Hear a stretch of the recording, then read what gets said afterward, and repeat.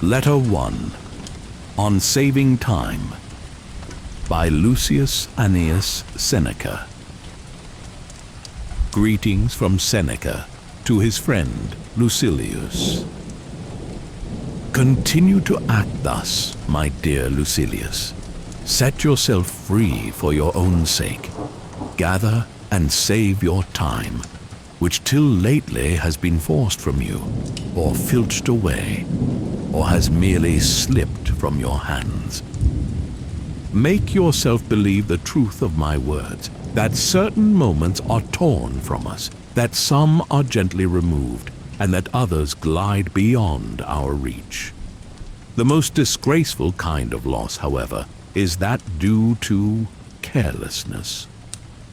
Furthermore, if you will pay close heed to the problem, you will find that the largest portion of our life passes while we are doing ill, a goodly share while we are doing nothing, and the whole while we are doing that which is not to the purpose. What man can you show me who places any value on his time, who reckons the worth of each day, who understands that he is dying daily? For we are mistaken when we look forward to death. The major portion of death has already passed. Whatever years be behind us are in death's hands. Therefore, Lucilius, do as you write me that you are doing. Hold every hour in your grasp. Lay hold of today's task, and you will not need to depend so much upon tomorrow's. While we are postponing, life speeds by. Nothing, Lucilius, is ours except time. We were entrusted by nature with the ownership of this single thing, so fleeting and slippery that anyone who will can oust us from possession. What fools these mortals be! They allow the cheapest and most useless things, which can easily be replaced, to be charged in the reckoning after they have acquired them. But they never regard themselves as in debt when they have received some of that precious commodity, time. And yet time is the one loan which even a grateful recipient cannot repay. You may desire to know how I, who preach to you so freely, am practicing, I confess frankly. My expense account balances as you would expect from one who is free-handed but careful. I cannot boast that I waste nothing, but I can at least tell you what I am wasting and the cause and manner of the loss. I can give you the reasons why I am a poor man. My situation, however, is the same as that of many who are reduced to slender means through no fault of their own. Every one forgives them, but no one comes to their rescue. What is the state of things then? It is this: I do not regard a man as poor, if the little which remains is enough for him. I advise you, however, to keep what is really yours, and you cannot begin too early, for as our ancestors believed, it is too late to spare when you reach the dregs of the cask. Of that which remains at the bottom, the amount is slight, and the quality is vile. Farewell.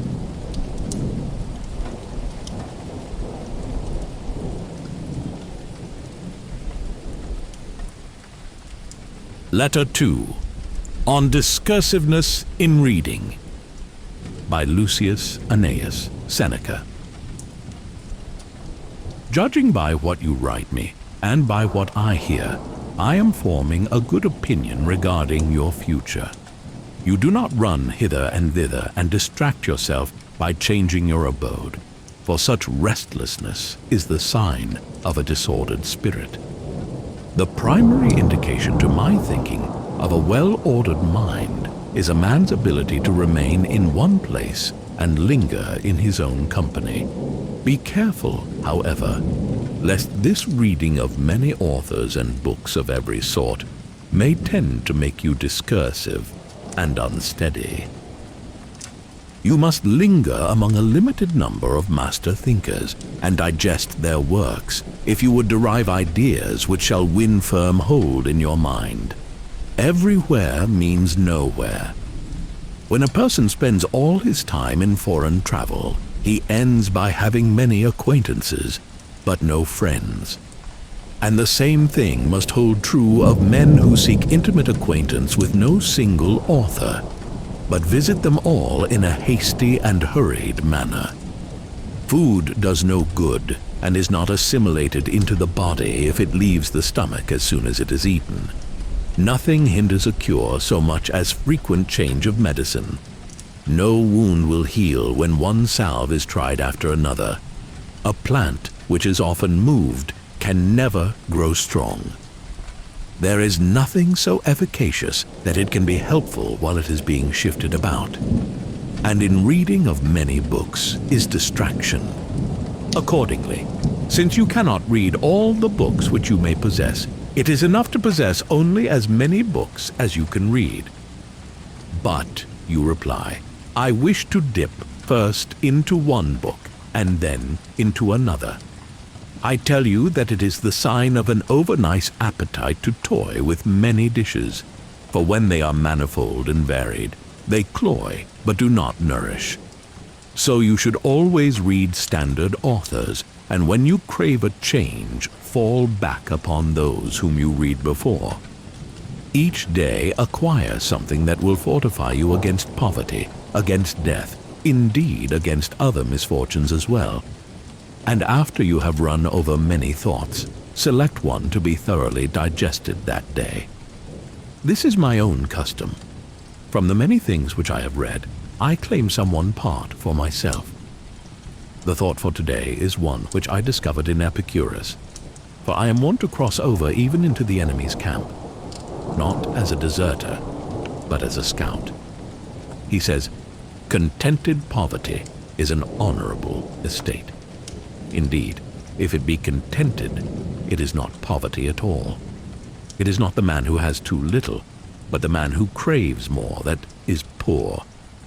What does it matter how much a man has laid up in his safe or in his warehouse, how large are his flocks, and how fat his dividends, if he covets his neighbor's property and reckons not his past gains, but his hopes of gains to come? Do you ask what is the proper limit to wealth? It is first to have what is necessary, and second, to have what is enough. Farewell.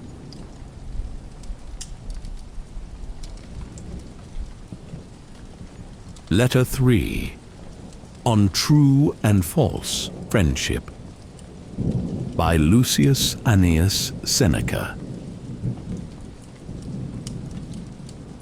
You have sent a letter to me through the hand of a friend of yours, as you call him, and in your very next sentence you warn me not to discuss with him all the matters that concern you, saying that even you yourself are not accustomed to do this.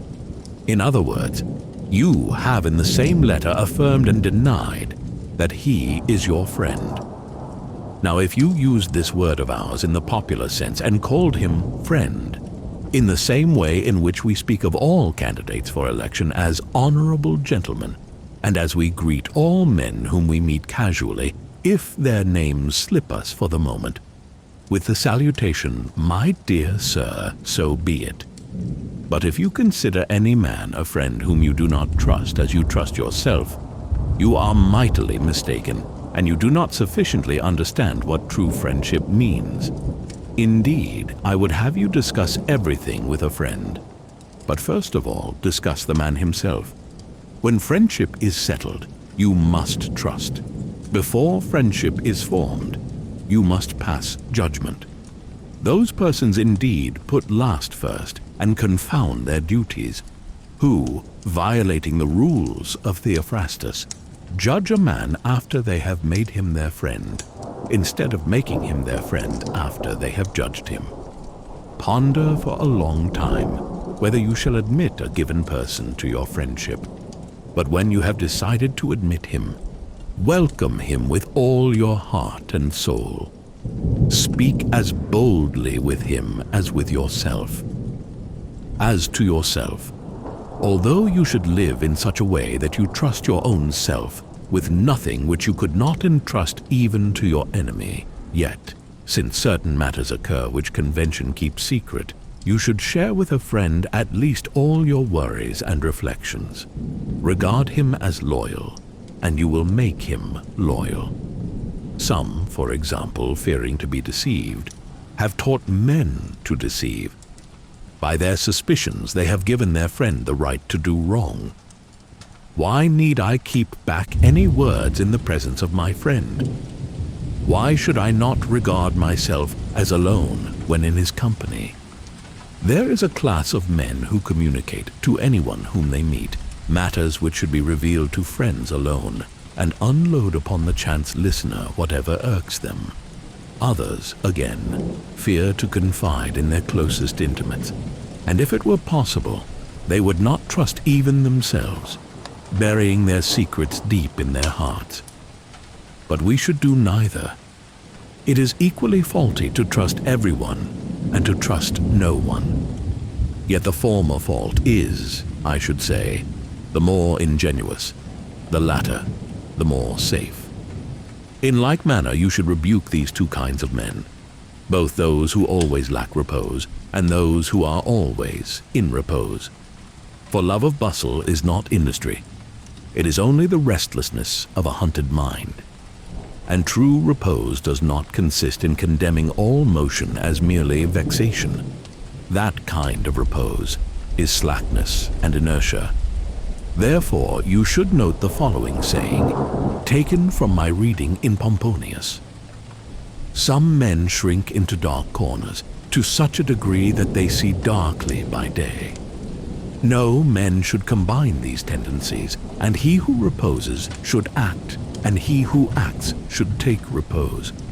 Discuss the problem with nature. She will tell you that she has created both day and night. Farewell.